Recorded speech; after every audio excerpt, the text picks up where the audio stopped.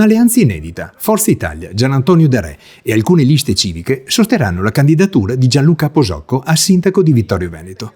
Spaccatura all'interno del centrodestra? Lo abbiamo chiesto a Fabio Chies, coordinatore provinciale di Forza Italia. Ma ci sono dinamiche nei comuni diverse, magari dal centrodestra unito, questo è il caso di Vittorio Veneto, ma è stato anche il caso di Conegliano 2 anni fa, eppure abbiamo corso assieme in tutti gli altri comuni che sono andati al voto.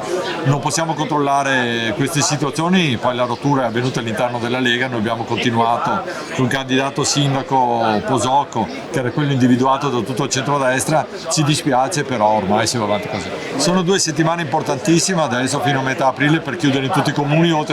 Sono 55 comuni in cui si va al voto, dinamiche diverse in ogni comune, personalismi dappertutto, ma abbiamo sempre chiuso. Tra l'altro l'ottimo rapporto che mi lega Dimitri Coin e Claudio Borgia serve molto, noi ci troviamo ogni settimana, facciamo il punto della situazione su tutti i comuni. Ricordo che sopra i 15 la materia regionale, sotto i 15 è provinciale e sotto i 15 stiamo chiudendo dappertutto. Lavoriamo per il bene dei cittadini e non per il bene della politica esclusivamente.